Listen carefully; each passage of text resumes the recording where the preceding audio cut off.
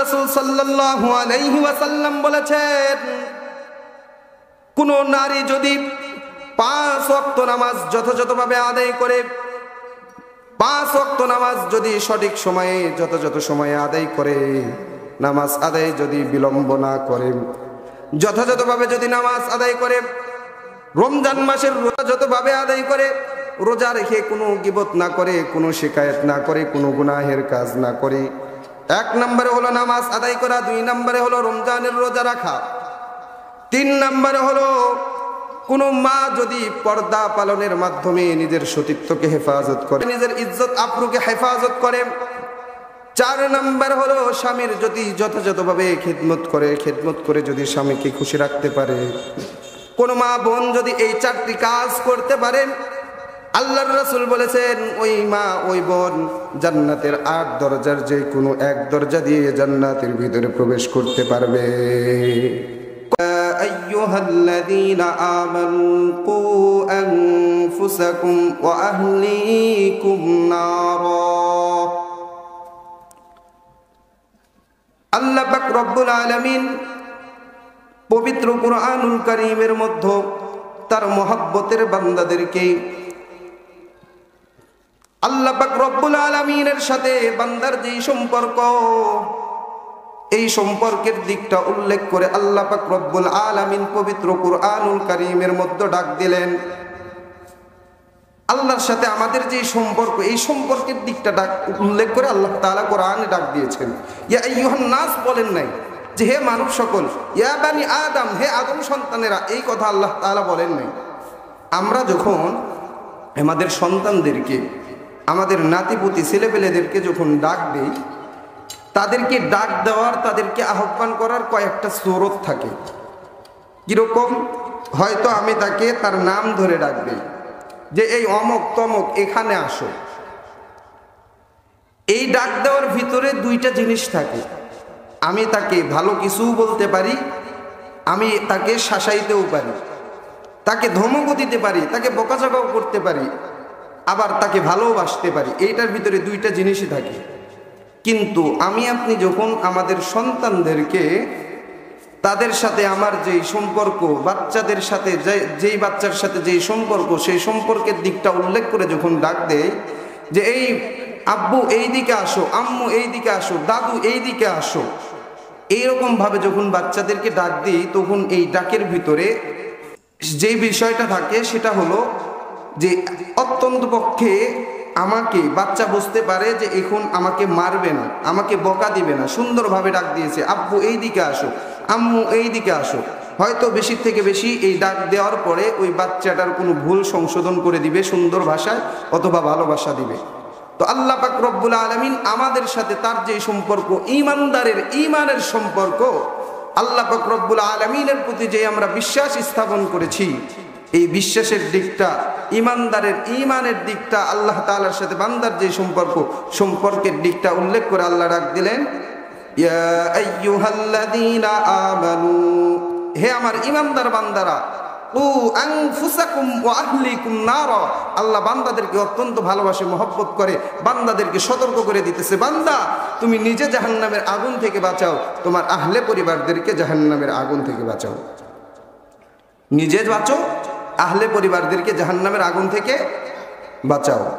মুহতারাম হাজরিন, আমরা যদি নিজেরা নিজেদের আহলে পরিবারদেরকে যদি জাহান্নামের আগুন থেকে বাঁচাইতে চাই, তাহলে আমাদেরকে কি করতে হবে? সর্বপ্রথম নিজে আমল করতে হবে। আমার পরিবারের ভিতরে সকল সদস্যদেরকে আমলের পরিবেশ তৈরি করতে হবে, তাদেরকে আমলের জন্য চেষ্টা করতে হবে তাদের পিছনে। আর এই সব কিছুর পিছনে সবচাইতে বেশি যে ভূমিকাটা থাকে, একটা পরিবার, সমাজ, সব কিছু মানে দ্বীনের আঙ্গিনায় চলে আসবে, সকলের ভিতরে দ্বীনদারিত্ব চলে আসবে যদি আমার মা বোনেরা ঠিক থাকে। বাড়িতে তাদেরকে কি বলা হয়? আমরা অনেক সময় আর কি করে বলি হোম মিনিস্টার। যদি কোনো বাড়িতে যদি একজন মা যদি সঠিক থাকে, দ্বীনদার হয়, দেখবেন ওই পরিবারের ভিতরে স্বামীও নামাজ আদায় করে, সন্তানেরাও দ্বীনের উপরে চলে। আল্লাহর রাসূল সাল্লাল্লাহু আলাইহি ওয়াসাল্লাম এই জন্যই বলেছেন, তুনকাহুল মারআতু লিআরবাঈন, যে মানুষ 4টা জিনিস দেখে বিবাহ করে, লিমালিহা ওয়া লিহাসাবিহা ওয়া লিজামালিহা ওয়া লিদীনিহা ফাজফার বিযাতিদ দ্বীন। যে মানুষ চারটা জিনিস দেখে বিবাহ করে। এক নাম্বার হলো তার মাল সম্পদ, দুই নাম্বার হলো তার বংশ পরস্পরা, বংশের অবস্থান, তিন নাম্বারে হলো তার সৌন্দর্য, চার নাম্বারে হলো তার দিনদারিত্ব। আল্লাহর রাসূল বলেন তুমি দিনদারিত্বকেই প্রাধান্য দাও, কারণ তোমার বাকিগুলা যদি না থাকে তাহলে কোনো সমস্যা নাই, কিন্তু বাকি তিনটা জিনিস রয়েছে, মাও রয়েছে, বংশ ভালো, সৌন্দর্য রয়েছে, কিন্তু তার ভিতরে দিনদারিত্ব নাই, তাহলে তোমার দুনিয়াটাই জাহান্নামে পরিণত হয়ে যাবে। এই জন্য যে কথা বলতে চাচ্ছি তা হলো মা বোনেরা হলো এমন একটি জিনিস গুরুত্বপূর্ণ সমাজের ভিতরে। তারা যদি সঠিক ঠিক হয়ে যায়, তারা যদি দিনদার হয়ে যায়, তাহলে গোটা সমাজ, গোটা রাষ্ট্র, গোটা পরিবারটাই দিনদার হয়ে যাবে, সমাজটাই শান্তির সমাজে রূপান্তরিত হবে। এই জন্য আমাদের উচিত আমাদের মা বোনদেরকে দিনের আওতায় নিয়ে আসা, তাদেরকে দিন শিক্ষা দেওয়া। তাদের ভেতরে যদি দিনদারিত্ব এসে যায়, দুনিয়ায় যে সন্তানেরা আগমন করবে তারাও দিনদার হবে, দুনিয়াতে যারাই আসবে আগামীতে সকলেই দিনদার হবে, দুনিয়াটাই শান্তির দুনিয়া হয়ে যাবে। পক্ষান্তরে আমাদের মা বোনেরা যদি দিনদার না হয়, তাহলে এই দিনদার না হওয়ার কারণে সমাজের ভিতরে সকল মানুষ, সমস্ত সন্তানগুলা বেদিন হয়ে পড়বে। সন্তান সুন্দর হওয়ার জন্য, দিনদার হওয়ার জন্য, সুন্দর চরিত্র আখলাকওয়ালা হওয়ার জন্য মায়ের অত্যন্ত যে বিষয়টা জরুরি সেটা হলো মাকে দিনদার হইতে হবে। মা যদি কালো কুশ্রী হয় কিন্তু দিনদার হয়, এই মার দ্বারা ভালো সন্তান আশা করা যায়। যেরকম ইমাম মালিক রহমাতুল্লাহি আলাইহির ব্যাপারে একটা ইতিহাসের ভিতরে একটা রেওয়ায়েত পাওয়া যায় যে ইমাম মালিক রহমাতুল্লাহি আলাইহি চার মাযহাবের এক মাযহাবের ইমাম। এই ইমাম মালিক রহমাতুল্লাহি আলাইহির মা কোনো সুন্দর মহিলা ছিলেন না, কালো কুৎসিত একজন মহিলা ছিলেন। মুসলমান বাবাদিরা আমার কথাগুলা খেয়াল করে শুনবেন। চার মাযহাবের এক মাযহাবের ইমাম মালিক রহমাতুল্লাহি আলাইহি তিনি কোনো সুন্দর মহিলার গর্ভে জন্ম নেন নাই। এই ইমাম মালিক রহমাতুল্লাহি আলাইহি এর মা তিনি ছিলেন কালো কুৎসিত একজন ব্যক্তি, কিন্তু তার মধ্যে ছিল পরিপূর্ণ দিনদারিত্ব। আল্লাহ পাক রব্বুল আলামিন ওই মহিলার ভিতরে দিনদারিত্ব থাকার কারণে ওই মহিলার গর্ভ থেকে এমন একটি সন্তান দান করেছেন, যে সন্তানকে আল্লাহ পাক রব্বুল আলামিন দুনিয়াতে চার মাযহাবের এক মাযহাবের ইমাম বানিয়ে দিয়েছেন। আজকে আমরা বলি আমাদের সন্তান নামাজ আদায় করে না। আমরা যখন কোনো মানুষদেরকে বলি বাচ্চা কিনা কেন নামাজে পাঠান না, কেন কোরআন শিক্ষা দেন না, বলে বাচ্চা যায় না। বলে কি জন্য যায় না? কারণ আমাদের মায়েরা যে কোরআনের সাথে সংস্পর্শ নাই, আমাদের মায়েরা নিজেরাও যে নামাজ আদায় করে না। মুসলমান বন্ধুরা আমার কথাগুলা খেয়াল করে শুনবেন। এই ইমাম মালিক রহমাতুল্লাহি আলাইহির পিতা যখন যৌবন বয়সে পদার্পণ করলেন, যৌবন বয়সে পদার্পণ করার পর তার যখন বিবাহের সময় হয়ে গেল, ইমাম মালিক রহমাতুল্লাহি আলাইহির দাদা দাদি তার সন্তানের জন্য বিবাহের জন্য পাত্রী খুঁজতে লাগলেন। পাত্রী খুঁজতে খুঁজতে বিভিন্ন জায়গায় পাত্রী দেখতে গেলেন, কিন্তু কোনো জায়গায় কোনো পাত্রী পছন্দ হয় না, কোনো পাত্রী পছন্দ হয় না। পাত্রী খুঁজতে খুঁজতে কোনো এক অঞ্চল থেকে একটি মেয়ের ব্যাপারে খোঁজ আসলো যে অমুক এলাকায় একটি মেয়ে রয়েছে, তার ভিতরে সমস্ত গুণাবলীগুলো রয়েছে, একজন গুণবতী মেয়ে, তার ভিতরে সকল প্রকার দিনদারিত্ব রয়েছে, তার আমল আখলাক ভালো, তার ভিতরে অনেকগুলা গুণাগুণ রয়েছে। ইমাম মালিক রহমাতুল্লাহি আলাইহি এর দাদা দাদি তার পিতার জন্য মেয়ে দেখতে গেলেন। মেয়ে দেখে মেয়ের গুণাগুণ শুনে তাদের পছন্দ হয়ে গেল। এক পর্যায়ে ইমাম মালিক রহমাতুল্লাহি আলাইহি এর দাদা দাদি ওই ইমাম মালিকের পিতার জন্য ওই মেয়েকে ঠিক করলেন। এরপরে বললেন, ইমাম মালিক রহমাতুল্লাহি আলাইহি এর বাবাকে বললেন, তোমার জন্য আমরা মেয়ে দেখেছি, মেয়ে আমাদের অনেক পছন্দ, মেয়ের কাজ কাম সব কিছুই সুন্দর, মেয়ের ভিতরে অনেক গুণাগুণ রয়েছে। ইমাম মালিক রহমাতুল্লাহি আলাইহি এর পিতা তার নিজের পিতামাতার থেকে মেয়ের গুণাগুণের কথা শুনলেন। শোনার পরে তিনি মনে করলেন যে মেয়ের ভিতরে এত গুণাগুণ রয়েছে, দিনদারিত্ব রয়েছে, না জানি মেয়েটা কত সুন্দর হবে। তিনি মনে করলেন মেয়েটা হয়তো অনেক সুন্দর, তিনি নিজেও বিয়েতে রাজি হয়ে গেলেন। এক পর্যায়ে যথাযথ সময় যথাযথ দিনে তাদের বিবাহের ব্যবস্থা করা হলো। ইমাম মালিক রহমাতুল্লাহি আলাইহি এর দাদা দাদি তার পিতাকে নিয়ে বিয়ের জন্য ওই মেয়ের বাড়িতে গেলেন। বিবাহের সময়ে তাদের বিবাহ হয়ে গেল। বিবাহের পর তাদের দুইজনকে নিয়ে তাদের বাড়িতে চলে আসলেন। বাড়িতে আসার পর বাসের ঘরের ভিতরে যখন ঢুকছেন, ঢোকার পরে ইমাম মালিক রহমাতুল্লাহি আলাইহি এর পিতা যখন নতুন স্ত্রীর ঘুমটাটা মুখের উপর থেকে সরাইলেন, সরানোর সাথে সাথেই তিনি আশ্চর্য হয়ে গেলেন।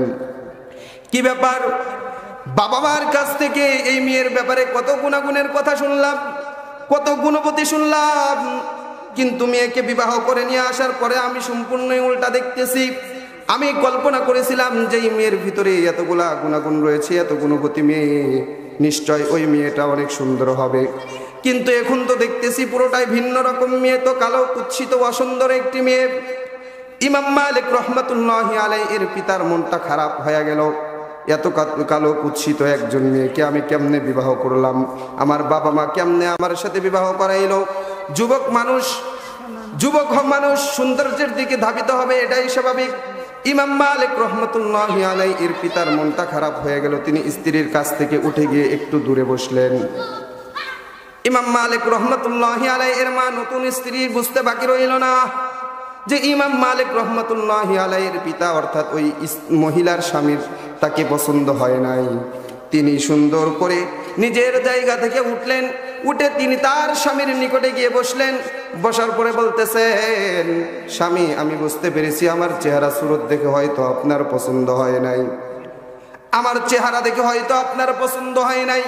ও গো স্বামী, আপনি কি আল্লাহ পাক রব্বুল আলামিনের ওই বাণী শোনেন নাই?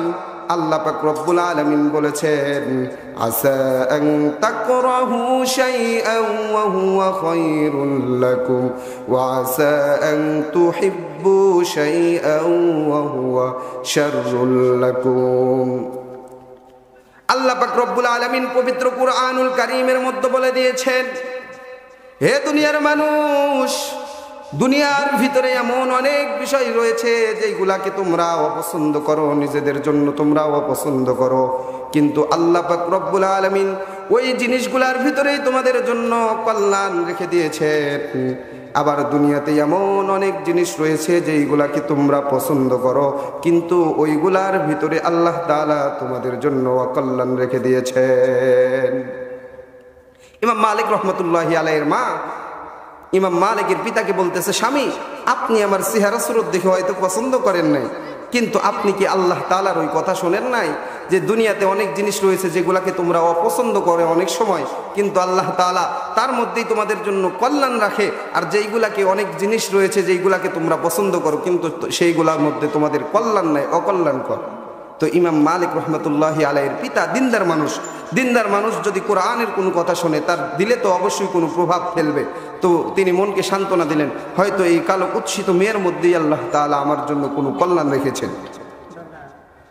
মুসলমান বাবাজিরা একটু খেয়াল করে শোনেন, ইমাম মালিক রহমাতুল্লাহি আলাইহির পিতা নিজের মনকে নিজের দিলকে সান্ত্বনা দিলেন। ওই রাত্রিতে তাদের মধ্যে কথাবার্তা হলো, রাত্রিতে জামা হলো, সহবাস হলো।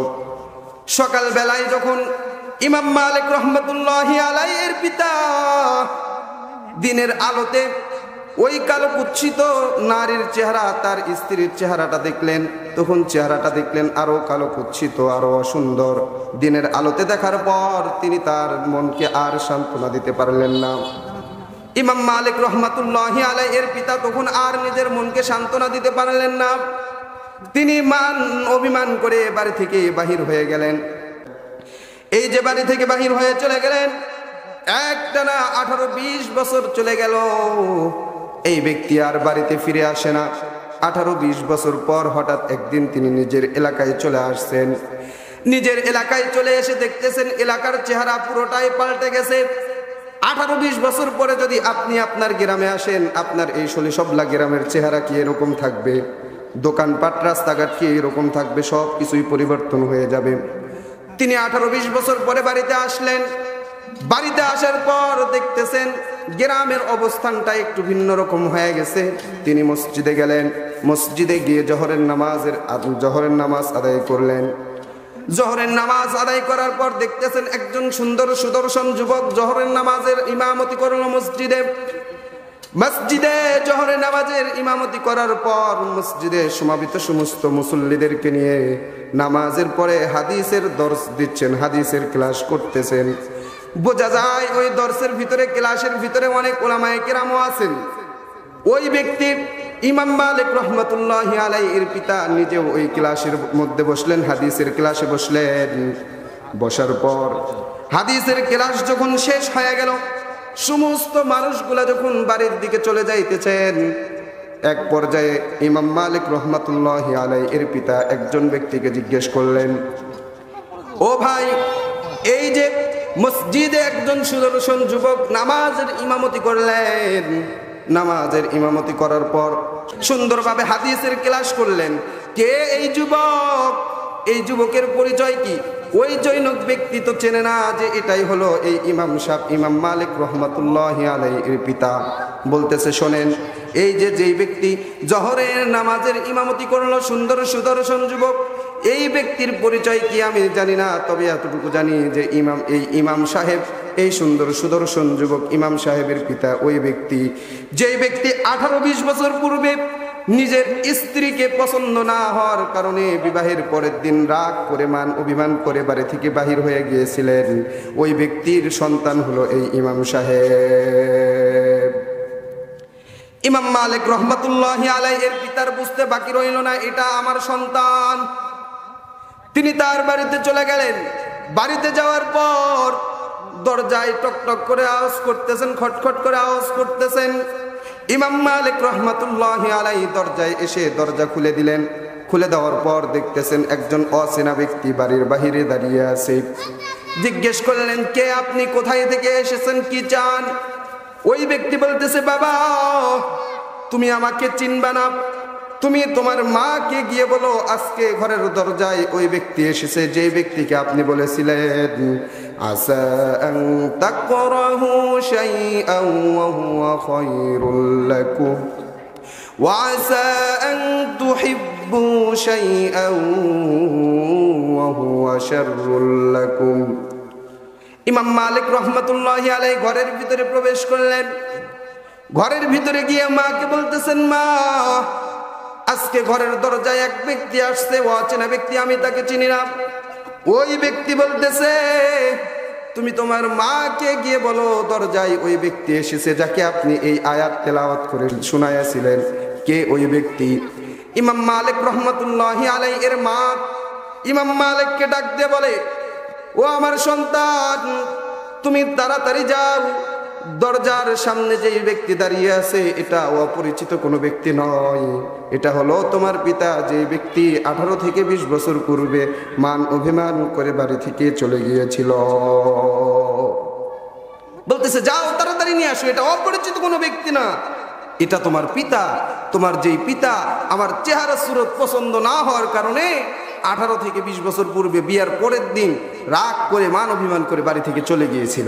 আমার বাবাজিরা, যে কথা বুঝাইতে চাচ্ছি তাহলে দেখেন যে 4 মাযহাবের এক মাযহাবের ইমাম আল্লাহ পাক রব্বুল আলামিন যাকে শ্রেষ্ঠ একজন ব্যক্তি হিসেবে কবুল করেছেন, কিয়ামত পর্যন্ত যার নাম ইসলামের ভিতরে থাকবে, এই ইমাম মালিক রহমতুল্লাহি আলাইহি তিনি কোনো সুন্দর মহিলার গর্ভে জন্ম নেন নাই, কালো কুৎসিত একজন দিনদার মহিলার গর্ভে জন্ম নিয়েছেন। এই জন্য যেই কথা বুঝাইতে চাইতেছি, যেই কথা বলতে চাচ্ছি তা হলো, আমার বাবাজিরা, সমাজকে সুন্দর করতে হলে ইসলামের আলোয় আলোকিত করতে হবে। আর ইসলামের আলোয় আলোকিত করে সমাজকে যদি সুন্দর বানাইতে চাই, সর্বপ্রথম যেই জিনিসটা সুন্দর হতে হবে তা হলো আমার মা বোনদের আখলাক চরিত্র, এই সর্বপ্রথম সুন্দর হতে হবে। কথা বলেন ঠিক কিনা? সর্বপ্রথম মা বোনদের আখলাক চরিত্র ঠিক হতে হবে, তাদেরকে ইসলামের সাজে সাজাইতে হবে। যখন আমি আমার মা বোন স্ত্রী সন্তানাদিদেরকে ইসলামের সাজে সাজাবো, তখন আমার পরিবারটা সুন্দর হবে। যখন 1টা 2টা 3টা পরিবার সুন্দর হয়ে যাবে, তখন আমাদের গোটা সমাজটাই সুন্দর হয়ে যাবে। কিন্তু আফসোস ও পরিতাপের বিষয়, আজকে যখন সন্তান গর্ভে আসে তখন সন্তানের মায়েরা নামাজ নাই, রোজা নাই, জিকির নাই, কোরআন তেলাওয়াত নাই, সব সময় টিভি সিনেমা নিয়ে ব্যস্ত। যার প্রভাবে দেখা যায় সন্তান যখন দুনিয়াতে আসে, সন্তান দুনিয়াতে আসার 1-1.5 মাস না যাইতেই বাচ্চা কান্না করে, কান্না থামে না। কোনো ডাক্তারের চিকিৎসা দিয়ে কাজ হয় না, কিন্তু এই ফোনের ভিতরে একটা গান বাজনা যখন বের করে ওই বাচ্চার সামনে দেওয়া হয়, তখন বাচ্চার কান্না থামতে আর দেরি হয় না। ঠিক কিনা? দেখছেন, বাড়িতে দেখছেন, আপনার আশেপাশে দেখছেন, বাচ্চা কান্না থামে না, মনে হয় যেন কোনো চিকিৎসায়ও কাজ হয় না। বাচ্চার সামনে ফোনের ভিতরে একটা কার্টুন, একটা সিনেমা গান বের করে যখন দিয়ে দিবে, সাথে সাথে বাচ্চার কান্না বন্ধ। খানা খাইতেছে না, গান বাজনা বের করে দিয়ে দেয়, খানা শুরু করে দিছে। এর কারণ কি? বলে কারণ হলো গর্ভে থাকাকালীন অবস্থায়, এখনকার তো নতুন একটা যে আমাদের দাদা দাদিদের জামানায় গর্ভে বাচ্চা আসলে কাজ বন্ধ করতে হয় নাই, কিন্তু এখন গর্ভে বাচ্চা আসার পরে কাজ কাম সব বন্ধ, অবসরে কাটাও। এখন অবসর সময়টা কেমনে কাটায়? বলে ঘরের ভিতরে একটা টিভি দরকার, ডিশ লাইন দরকার, অনেক কিছুই দরকার। এইগুলা যদি না থাকে তাহলে অবসর সময় কেমনে পার করি? বলে অবসর সময় পার করার জন্য ওই ঘরের ভিতরে টিভি আর ডিশ লাইন দিয়ে দিছি। ওই মহিলা যখন গর্ভের বাচ্চা পেটের ভিতরে নিয়ে সারাদিন সারা রাত যখন ওই টিভি দেখে, যার কারণে বাচ্চা দুনিয়াতে আসার পর বাচ্চাও ওই রকম হয়ে যায়। আল্লাহর এক বান্দা বান্দি স্বামী আর স্ত্রী মিলে প্রতিজ্ঞা করছে, আমরা যখন সন্তান নিব, সন্তান নেওয়ার পূর্বে আমরা দুইজনে মিলে প্রতিজ্ঞা করব, আমরা দুইজনে মিলে দৃঢ় ইরাদা প্রতিজ্ঞা করব। কি প্রতিজ্ঞা করব? যে আমরা কোনো হারাম খাবো না, আমরা কোনো অসৎ কাজ করব না, নামাজ পরিত্যাগ করব না, যেন দুনিয়াতে আমাদের যে সন্তান আগমন করবে এই সন্তানটা যেন দিনদার হয়। স্বামী স্ত্রী দুইজনে মিলে সন্তান নেওয়ার পূর্বে প্রতিজ্ঞা করছে। সেই প্রতিজ্ঞা অনুযায়ী দুই স্বামী আর স্ত্রী চলতেছেন, চলতে চলতে এক পর্যায়ে সন্তানটা দুনিয়ায় আগমন করলো। সন্তান দুনিয়ায় আগমন করার পর সন্তান যখন ওই পিতার সাথে চলাফেরার বয়সে উপনীত হলো, 8-10 বছর হয়ে গেল, পিতা একদিন সন্তানকে নিয়ে বাজারে যায়। বাজারে যাওয়ার পর বাজারের ভিতরে সন্তানকে নিয়ে হাঁটতেছে এক পর্যায়ে ওই সন্তানটা একটা দোকানের ভিতর থেকে বড়ইয়ের ডালের ভিতরে হাত দিয়ে দিল। বড়ইয়ের ডালের ভিতর থেকে হাত দিয়ে একটা বড়ই নিয়ে মুখের ভিতরে দিয়ে দিছে। ওই সন্তানের পিতা আশ্চর্য হয়ে গেছে, কি ব্যাপার? এই সন্তান আমার স্ত্রীর গর্ভে আসার পূর্বেই দুইজনে মিলে আমরা প্রতিজ্ঞা করেছিলাম কেউ অসৎ পথে চলবো না, কেউ হারাম খাইব না, কারো জিনিস না বলে অন্যায় ভাবে ভক্ষণ করবো না। তাহলে আজকে সন্তানকে প্রথম দিন বাজারে নিয়ে আসলাম, বাজারে নিয়ে আসার সাথে সাথেই কি জন্য না বলে অন্যায় ভাবে বড়ইয়ের ডালের ভিতর থেকে একটা বড়ই হাতে নিয়ে মুখে দিয়ে দিল অনুমতি ছাড়া। এই ব্যক্তিটা বিচলিত হয়ে গেছে, বাড়িতে চলে গেছেন। বাড়িতে যাওয়ার পর স্ত্রীকে ডাক দিছে, শোনো, এখানে এসো, আমার সামনে বসো, একটা সত্যি কথা বলবা। এই সন্তান গর্ভে আসার পূর্বে আমি আর তুমি যেই প্রতিজ্ঞা করেছিলাম, তুমি কি সেই প্রতিজ্ঞা যথাযথভাবে আদায় করেছো, পালন করেছো কিনা? স্ত্রী ভয় পেয়ে গেছে। অনেকক্ষণ চুপ করে থাকার পর এক পর্যায়ে বলতেছে, স্বামী, হ্যাঁ আমি একটা কাজ করেছিলাম। সন্তান গর্ভে থাকা অবস্থায় পাশের বাড়ির যেই বড়ই গাছের একটা ডাল আমার বাড়ির ভিতরে এসে পড়েছে, ওই ডাল থেকে একটা বড়ই আমি ওই ব্যক্তিকে, বাড়ির গাছের মালিককে না বলে মুখে দিয়েছিলাম। হয়তো এই কারণেই আজকে আমার সন্তান বাজারে গিয়ে ডালের ভিতর থেকে বড়ই নিয়ে নিজের মুখে দিয়ে দিছে। মা দুনিয়াতে বাচ্চা গর্ভে থাকা অবস্থায়, সন্তান গর্ভে থাকা অবস্থায় যা করবে সন্তানের উপরে সেই প্রভাবটা পড়বে। এই জন্য বাচ্চা সুন্দর হওয়ার জন্য, দিনদার হওয়ার জন্য, সব কিছুর জন্য যে জিনিসটা প্রয়োজন, মায়েদেরকে দিনদার হতে হবে। মায়েরা যদি দিনদার হয় তাহলে গোটা সমাজটাই কি হয়ে যাবে? দিনদার হয়ে যাবে। আল্লাহ রাসূল সাল্লাল্লাহু আলাইহি ওয়াসাল্লাম বলেন যে আমি সবচাইতে বেশি জাহান্নামের ভিতরে যাদেরকে দেখেছি তারা হলো নারী। নারীদেরকে আমি জাহান্নামের ভিতরে সবচাইতে বেশি দেখেছি। নারীরা বেশি জাহান্নামে যাবে। এই জন্য আমাদেরকে সতর্ক হতে হবে। এখানে আমরা যারা আছি, আমাদের যাদের বাড়িতে মা রয়েছে, বোন রয়েছে, মেয়ে রয়েছে, স্ত্রী রয়েছে, সকলকেই দিনদারিত্বের ভিতরে আনতে হবে। কি জন্য আনতে হবে? হাদিসের মধ্যে এসেছে, আদ-দায়ুসু লা ইয়াদখুলুল জান্নাহ, যে দায়ুস ব্যক্তি কখনোই জান্নাতের ভিতরে প্রবেশ করবে না। দায়ুসকে বলে, দায়ুস ওই পিতা যে তার মেয়েকে পর্দা করায় না, দায়ুস ওই স্বামী যে তার স্ত্রীকে পর্দা করায় না, দায়ুস ওই ব্যক্তি, ওই ভাই যে তার বোনকে পর্দা করায় না।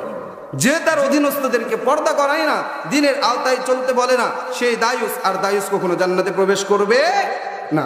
এই জন্য আমাদের সন্তানাদি মেয়েরা, আমাদের স্ত্রী, আমাদের মায়েরা যদি পর্দা না করে তাহলে আমরা কি জান্নাতে যাইতে পারবো? কথা বলেন। তো এই যে বাড়িতে যাওয়ার পরে তাদেরকে পর্দার জন্য তাকিদ দিতে হবে না, পর্দা করাইতে হবে না? আমরা পর্দা করাবো তো ইনশাআল্লাহ। আল্লাহর রাসূল সাল্লাল্লাহু আলাইহি ওয়াসাল্লাম বলেন, আমার পর্দার অন্তরালের মায়েরা একটু খেয়াল করে শোনেন। আল্লাহর রাসূল বলেছেন নারীরা সবচাইতে বেশি জাহান্নামে যাবে। এই জন্য নারীরা কি করলে নারীরা জান্নাতে যাইতে পারবে? আল্লাহর রাসূল সাল্লাল্লাহু আলাইহি ওয়াসাল্লাম সেই কথাগুলোও বলে দিয়েছেন। আল্লাহর রাসূল সাল্লাল্লাহু আলাইহি ওয়াসাল্লাম বলেছেন, কোন নারী যদি 4টা কাজ করতে পারে আল্লাহ পাক রব্বুল আলামিন তাকে ইজাজত দিয়ে দিবেন, তাকে অনুমতি দিয়ে দিবেন। সে জান্নাতের 8টি দরজার মধ্য থেকে যে কোনো দরজা দিয়ে ইচ্ছা জান্নাতের ভিতরে প্রবেশ করতে পারবে। আল্লাহ পাক রব্বুল আলামিন তাকে অনুমতি দিয়ে দিবেন। এই 4টা ইবাদত যদি যথাযথভাবে করে তাহলে অনুমতি দিয়ে দিবেন যে জান্নাতের 8 দরজার যে কোনো দরজা দিয়ে তুমি জান্নাতের ভিতরে প্রবেশ করো। সেই 4টা আমল কি? পর্দার অন্তরালের মায়ের একটু খেয়াল করে শোনেন। আল্লাহর রাসূল সাল্লাল্লাহু আলাইহি ওয়াসাল্লাম বলেছেন, কোন নারী যদি 5 ওয়াক্ত নামাজ যথাযথভাবে আদায় করে, 5 ওয়াক্ত নামাজ যদি সঠিক সময়ে যথাযথ সময়ে আদায় করে, নামাজ আদায় যদি বিলম্ব না করে, যথাযথভাবে যদি নামাজ আদায় করে, রমজান মাসের রোজা যতভাবে আদায় করে, রোজা রেখে কোনো গীবত না করে, কোনো শিকায়ত না করে, কোনো গুনাহের কাজ না করে, 1 নম্বরে হলো নামাজ আদায় করা, 2 নম্বরে হলো রমজানের রোজা রাখা, 3 নম্বরে হলো কোনো মা যদি পর্দা পালনের মাধ্যমে নিজের সতীত্বকে হেফাজত করে, নিজের ইজ্জত আবরুকে হেফাজত করে, 4 নম্বর হলো স্বামীর যদি যথাযথভাবে খেদমত করে যদি স্বামীকে খুশি রাখতে পারে।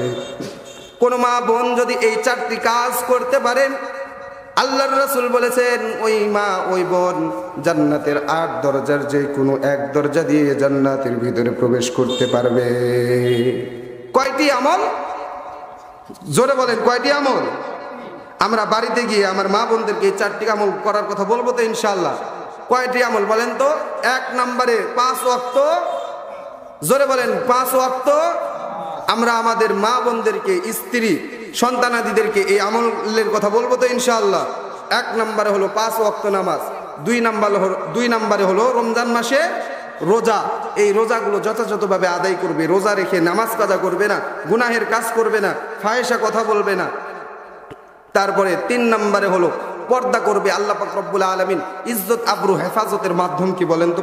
পর্দা ছাড়া কি ইজ্জত আবরু হেফাজত হবে? পর্দার মাধ্যমে যে মহিলা নিজের সতীত্ব, নিজের ইজ্জত আবরু হেফাজত করবে, এটা হলো 3 নম্বরের আমল।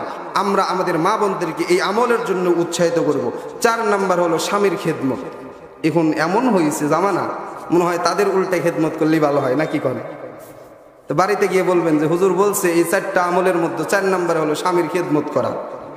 এই 4টা আমল যদি কেউ করতে পারে তাহলে সে জান্নাতের 8 দরজার যে কোনো দরজা দিয়ে ইচ্ছা জান্নাতে প্রবেশ করতে পারবে।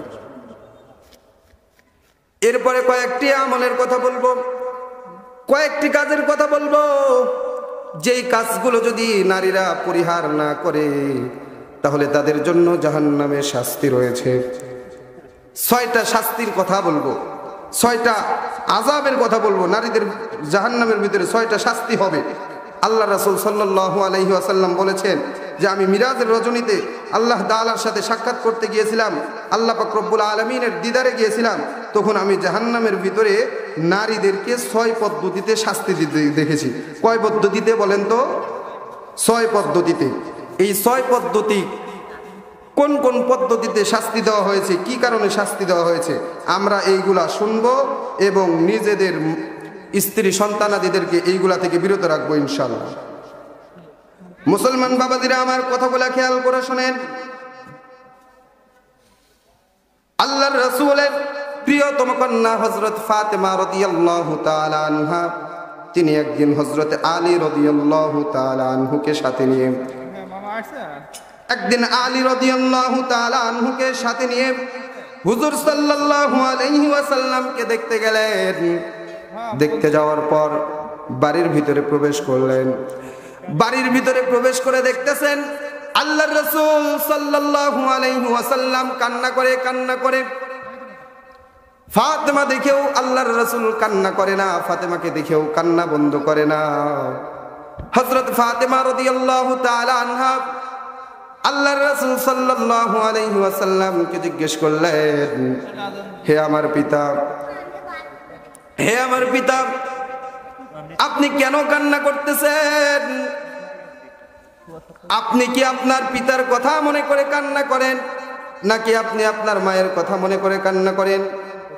হযরতে ফাতেমা রাদিয়াল্লাহু তাআলা আনহার প্রশ্নে আল্লাহর রাসূল সাল্লাল্লাহু আলাইহি ওয়াসাল্লাম বলেন, ও ফাতেমা, আমি আমার পিতার কথা মনে করেও কান্না করি না, আমি আমার মায়ের কথা মনে করেও কান্না করি না। ফাতেমা ডাক দিয়ে বলে, আল্লাহর রাসূল, হে আমার পিতা, আপনি কি তাহলে আপনার দাদার কথা মনে পড়ে কান্না করেন, নাকি আমার মা খাদিজাতুল কুবরার কথা মনে পড়ে কান্না করেন? আল্লাহর রাসূল বলে, ফাতেমা, আমি আমার দাদার কথা, তোমার মায়ের কথা মনে করেও কান্না করি না। ফাতেমা ডাক দিয়ে বলে, বাবা, তাহলে কি জন্য কান্না করেন আপনি একটু আমাদেরকে বলেন। আপনি যদি না বলেন তাহলে আমি ফাতেমা নিজেকে কন্ট্রোল করতে পারতেছি না।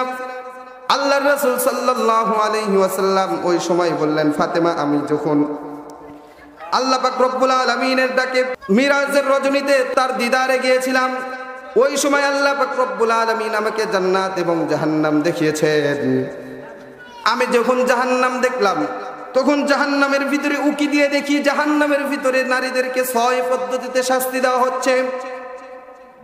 এই শাস্তির কথা মনে পড়ে আমি কান্না করতেছি, কান্না থামাইতে পারতেছি না। হযরত ফাতেমা রাদিয়াল্লাহু তাআলা আনহা বললেন, আব্বাজান, জাহান্নামের ভিতরে নারীদেরকে কোন 6 পদ্ধতিতে শাস্তি দিতে দেখেছেন আর কোন কোন অপরাধের কারণে শাস্তি দিতে দেখেছেন, এটা আপনি আমাকে বলুন। আমি ফাতেমা না জানি কোন অপরাধের মধ্যে লিপ্ত আছি, কোন গুনাহের মধ্যে লিপ্ত আছি, আপনি আমাকে বলেন। আল্লাহর রাসূল সাল্লাল্লাহু আলাইহি ওয়াসাল্লাম ওই সময় বললেন, আমি জাহান্নামের ভিতরে একজন নারীকে দেখলাম, তাকে তার মাথার চুলের মাধ্যমে ওই জাহান্নামের জ্বলন্ত আগুনের মধ্যে ঝুলিয়ে রাখা হয়েছে। তার মাথার মগজগুলা টকবক করতেছে। আমার বাবাজিরা একটু খেয়াল করেন, ও পর্দার অন্তরালের মায়েরা একটু দিলের কান লাগায়া শোনেন। একটা চুল যদি বাচ্চা টান দেয়, ছোট ছোট বাচ্চাগুলা যখন কোলে নিয়ে থাকেন, বাচ্চা যদি চুল ধরে, চুলের মুঠি ধরে টান দেয়, কত ব্যথা পান। আর আল্লাহর রাসূল বলেন, আমি জাহান্নামের ভিতরে দেখেছি চারদিকে জাহান্নামের আগুন ধাউ ধাউ করে জ্বলতেছে। ওই জাহান্নামের জ্বলন্ত আগুনের ভিতরে স্পর্শকাতর জায়গা, চুলের মাধ্যমে একজন নারীকে জাহান্নামের ভিতরে ঝুলিয়ে রাখা হয়েছে। তার মাথার মগজগুলা টকবক করতেছে।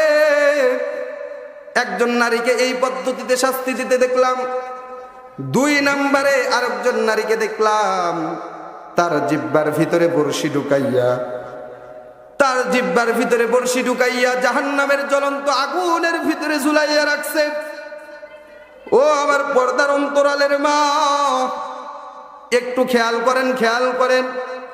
নিজে নিজে এক সময় নিজের জিহ্বাটা হালকা করে টান দিয়ে দেখবেন, এই হাত দিয়ে হালকা করে টান দেওয়ার কারণে যেই ব্যথা হয়, সেই ব্যথা আপনি সহ্য করতে পারেন কিনা।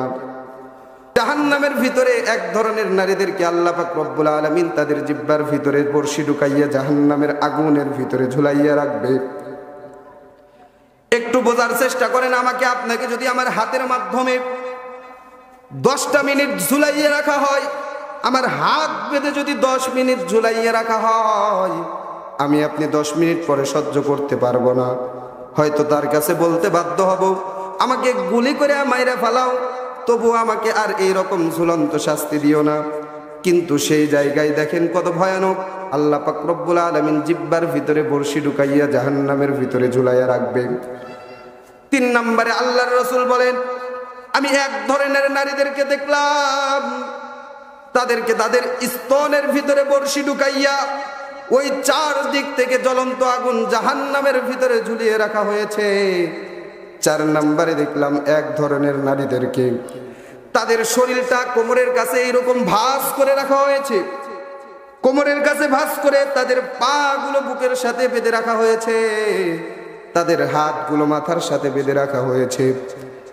তাদেরকে এইরকম হাতগুলো মাথার সাথে আর পা গুলো বুকের সাথে বেঁধে জাহান্নামের ভিতরে নিক্ষেপ করা হয়েছে জ্বলন্ত আগুনের ভিতরে।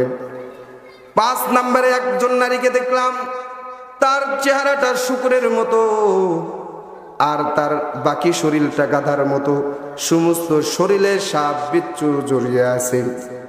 6 নম্বরে একজন নারীকে দেখলাম যে ওই নারীর চেহারাটা তার আকৃতি কুকুরের মতো হয়ে গেছে, তার মুখ দিয়ে জাহান্নামের আগুন প্রবেশ করতেছে আর পিছনের রাস্তা দিয়ে আগুন বের হয়ে যাইতেছে। আর একজন আযাবের ফেরেশতা তাকে সার্বক্ষণিক আঘাত করতেছে, প্রহার করতেছে। আমি জাহান্নামের ভিতরে নারীদেরকে এই 6 পদ্ধতিতে শাস্তি দিতে দেখলাম। হযরতে ফাতেমা রাদিয়াল্লাহু তাআলা আনহা আল্লাহর রাসূল সাল্লাল্লাহু আলাইহি ওয়াসাল্লামকে জিজ্ঞেস করলেন, বাবা এই যে নারীদেরকে 6 পদ্ধতিতে শাস্তি দেওয়া হইতেছে কোন অপরাধের কারণে? আল্লাহর রাসূল সাল্লাল্লাহু আলাইহি ওয়াসাল্লাম বললেন, প্রথম প্রকার যেই নারীদেরকে জাহান্নামের ভিতরে তার চুলের মাধ্যমে ঝুলিয়ে শাস্তি দেওয়া হইতেছে, ওই মহিলার অপরাধ হলো দুনিয়াতে যখন সে ছিল, দুনিয়াতে যতদিন সে ছিল নিজের চুল কখনো ঢেকে রাখে নাই, নিজের চুল পরপুরুষকে দেখাইছে, দুনিয়াতে পর্দা মেনে চলে নাই, পর্দাহীনতায় চলছে। এই মহিলার শাস্তির কারণ হলো পর্দাহীনতা। দুনিয়াতে যখন সে ছিল তখন সে পর্দা মানে নাই, আল্লাহ পাক রব্বুল আলামিনের পর্দার বিধানকে লঙ্ঘন করছে। আমার বাবাজিরা, আমার পর্দার অন্তরালের মায়েরা একটু খেয়াল করেন, আজকে পর্দার বিধান সমাজের ভিতরে একদমই নাই। আপনি কি খেয়াল করছেন মা? ও মা, আপনি কি খেয়াল করছেন? আপনি যেই চুলকে বাহিরে খোলা রেখে বাহিরে চলাফেরা করতেছেন, আপনি যেই চেহারা মানুষদেরকে দেখাইতেছেন, আল্লাহ পর্দা করতে বলেছে, এই আমল না পর্দা না করার কারণে, বাহিরে খোলা মাথায় ঘোরার কারণে, পর্দা না করার কারণে আপনার কি শাস্তি? পারবেন জাহান্নামের ভিতরে যখন আল্লাহ পাক রব্বুল আলামিন একে তো আগুনের ভিতরে চতুর্দিক থেকে আগুন, উপরে নিচে সামনে পিছনে সব দিক থেকে আগুন, এই আগুনের ভিতরে তো আল্লাহ রাখবেন তো রাখবেন, শুধু এমনি এমনি ফালায় রাখবেন না, চুলের মাধ্যমে ঝুলায় রাখবেন। ওমা আপনি কি পারবেন? ওমা আপনি একটু চিন্তা করেন, ওই জাহান্নামের আগুনের ভিতরে যদি পর্দা না করার কারণে ওই জাহান্নামের ভিতরে চুলের মাধ্যমে ঝুলিয়ে রাখা হয়, আপনি কি সহ্য করতে পারবেন রে মা? এই জন্য আমার বাবাজিরা, বাড়িতে আমাদের মা বোন স্ত্রী সন্তানাদিদেরকে মেয়েদেরকে পর্দা করাতে হবে কিনা? আমরা করাবো তো ইনশাআল্লাহ। কথা বলেন, করাবো তো ইনশাআল্লাহ। আল্লাহ পাক রব্বুল আলামিন তৌফিক দান করেন। আল্লাহর রাসূল বলেন, 2 নাম্বার যেই নারীকে তার জিহ্বার মাধ্যমে শাস্তি দেওয়া হইতেছিল, জিহ্বার ভিতরে বর্শি ঢুকাইয়া জাহান্নামের আগুনের ভিতরে ঝুলিয়ে রাখা হয়েছিল, ওই নারীর অপরাধ হলো সে যখন দুনিয়াতে ছিল, দুনিয়াতে থাকা অবস্থায় সে কথার মাধ্যমে স্বামীকে আঘাত দিত, স্বামীকে আঘাত দিয়ে কথা বলতো। শ্বশুর বাড়ির স্বামীর পিতা মাতা বোন যারা রয়েছে সকল আত্মীয় স্বজনদেরকে এই জিহ্বার দ্বারা কষ্ট দিয়ে আঘাত দিয়ে কথা বলতো। বলেন তো দেখি, এই সমস্ত নারী আমাদের সমাজের ভিতরে আছে কি নাই? আমাদের সমাজের ভিতরে নাই যে স্বামীকে কষ্ট দিয়ে কথা বলে, আঘাত দিয়ে কথা বলে, এরকম মানুষ নাই, মহিলা নাই? আছে। তো আল্লাহর রাসূল বলেন, 2 নম্বরে যেই মহিলাকে তার জিহ্বার ভিতরে বর্শি ঢুকাইয়া জাহান্নামের ভিতরে ঝুলিয়ে রাখা হয়েছে, তার অপরাধ হলো সে দুনিয়াতে যখন বেঁচে ছিল তখন এই জিহ্বা দ্বারা মানুষদেরকে কষ্ট দিয়েছে। আল্লাহ রাসূল সাল্লাল্লাহু আলাইহি ওয়াসাল্লাম বলেন, যে ব্যক্তি 2টা জিনিসের জামিন হতে পারবে, জামানতদার হতে পারবে, আমি তার জন্য জান্নাতের জামিনদার হয়ে যাব। 1 নম্বর হলো সে তার জিহ্বা, সে তার মুখের জামানতদার হবে, যে কোনো মানুষদেরকে কষ্ট দিবে না, এই মুখের কোনো অপব্যবহার করবে না। 2 নম্বর হলো 2 পায়ের মাঝখানে লজ্জাস্থানের হেফাজত করতে পারে। যদি কোনো ব্যক্তি যদি এই 2টা কাজের জামিন হতে পারে, 2টা জিনিসের জামিন হতে পারে, আল্লাহ রাসূল বলেন আমি তার জান্নাতের জামিনদার হয়ে যাব। এই জন্য আমার মা বোনেরা, যখন কথা বলবো তখন খেয়াল করব আমার জিহ্বার দ্বারা, আমার মুখের দ্বারা যেন কেউ কষ্ট না পায়, বিশেষ করে স্বামী এবং স্বামীর পরিবার কেউ যেন কষ্ট না পায়। আল্লাহর রাসূল বলেন ৩ নম্বরে যে নারীকে স্তনের মাধ্যমে ঝুলাইয়া, ওই আগুনের ভিতরে স্তনের মধ্যে বর্ষি ঝুলাইয়া, বর্ষির মাধ্যমে ঝুলাইয়া শাস্তি দেওয়া হয়েছিল, ওই নারীর অপরাধ হলো দুনিয়াতে থাকতে সে স্বামী ছাড়া পর পুরুষের সাথে ব্যভিচারে লিপ্ত হইতো, পর পুরুষের সাথে সম্পর্ক রাখত, দুনিয়াতে থাকতে সে বিভিন্ন রকম পাপাচারের মধ্যে লিপ্ত হইত। এই অপরাধের কারণে তাকে জাহান্নামের ভিতরে, তার স্তনের ভিতরে বর্ষি ঢুকাইয়া জাহান্নামের ভিতরে ঝুলিয়ে রাখা হয়েছে। ৩ নম্বরে গেল পরক্রিয়া বা অবৈধ সম্পর্কের শাস্তি। ৪ নম্বরে আল্লাহ রাসূল সাল্লাল্লাহু আলাইহি ওয়াসাল্লাম বলেছেন যে যাকে তার পা গুলো বুকের সাথে, হাত মাথার সাথে বেঁধে জাহান্নামের ভিতরে নিক্ষেপ করা হয়েছে, তার শাস্তির কারণ কি? আল্লাহ রাসূল সাল্লাল্লাহু আলাইহি ওয়াসাল্লাম বলেন, এই মহিলা যখন দুনিয়াতে ছিল তখন হায়েজ নিফাস থেকে পবিত্র হইতে বিলম্ব করত। যখন তার ফরজ গোসল হইত, এই ফরজ গোসল আদায় করতে বিলম্ব করত, পবিত্র হইতে বিলম্ব করত। তারই বা পবিত্র না হওয়ার কারণে জাহান্নামের ভিতরে তাকে হাত পা বেঁধে জাহান্নামের ভিতরে নিক্ষেপ করা হবে। ৫ নম্বরে যে একজন মহিলা, তার চেহারা হবে শুকুরের মতো, আর বাকি চেহারা হবে গাধার মতো, আর তাকে সাপ বিচ্ছু জাহান্নামের ভিতরে ২৪ ঘন্টা সর্বদাই কামড়াইতে থাকবে। এই মহিলার অপরাধের ব্যাপারে ফাতেমা রাদিয়াল্লাহু তাআলা আনহা জিজ্ঞেস করলেন। আল্লাহ রাসূল সাল্লাল্লাহু আলাইহি ওয়াসাল্লাম বলেন, এই মহিলার শাস্তির কারণ হলো দুনিয়াতে থাকতে সে মিথ্যা কথা বলতো, দুনিয়াতে থাকতে কি করত? মিথ্যা কথা বলতো আর চগলখুরি করত। এই ভাবির কথা আরেক ভাবির কাছে লাগাইতো, যেন দুইজনের ভিতরে ঝগড়া লেগে যায়। এই মহিলার কথা আরেক মহিলার কাছে লাগাইতো, শাশুড়ির কাছে কথা আরেক ভাবির কাছে লাগাইতো। এরকম মোট কথা তার কাজই হলো সমাজের ভিতরে, বাড়ির ভিতরে ফিতনা সৃষ্টি করা, মারামারি ঝগড়াঝাটি সৃষ্টি করা। এইরকম মহিলার শাস্তি হলো তার চেহারা অর্ধেক শুকুরের মতো হয়ে যাবে, বাকি শরীরটা গাধার মতো হয়ে যাবে, সাপ বিচ্ছু ২৪ ঘন্টা জাহান্নামের ভিতরে ধ্বংসন করতে থাকবে। ৬ নাম্বার যেই মহিলার কথা বলা হয়েছে যে তার আকৃতি হয়ে যাবে কুকুরের মতো, তার মুখ দিয়ে আগুন, জাহান্নামের আগুন প্রবেশ করবে, পিছনের রাস্তা দিয়ে বাহির হয়ে যাবে, একজন আযাবের ফেরেশতা সর্বদাই তাকে প্রহার করতে থাকবে, আঘাত করতে থাকবে। এই মহিলার শাস্তি হলো সে দুনিয়াতে থাকতে হিংসা করত। দুনিয়াতে থাকতে কি করত? জায়ের সাথে, ননদের সাথে, শাশুড়ির সাথে, বাড়ির প্রতিবেশী যারা রয়েছে তাদের সাথে হিংসা করত। এই হিংসা করার কারণে হিংসার শাস্তি হলো জাহান্নামের ভিতরে তাকে কুকুরের আকৃতিতে রূপান্তর করা হবে, তার মুখ দিয়ে আগুন প্রবেশ করবে আর পিছনের রাস্তা দিয়ে আগুন বের হয়ে যাবে, একজন আযাবের ফেরেশতা তাকে সর্বদাই আঘাত করতে থাকবে। আর একটা অপরাধ হলো তার যে দুনিয়াতে থাকতে কাউকে যদি কোনো সময় উপকার করত, এই উপকারের খোঁটা দিত। আমার বাবাজিরা, এই যে কয়েকটি অপরাধের কথা বললাম, এইগুলা যদি নারীরা করে, নারীদের এই শাস্তি, আর পুরুষ যদি করে, পুরুষেরও আল্লাহ শাস্তির ব্যবস্থা রাখছে কিনা। সুতরাং আমাদের এই কাজগুলা কি করা যাবে? সার অংশটা শোনায় নেন। আমরা নারীদেরকে 4টা কাজ করার কথা বলবো।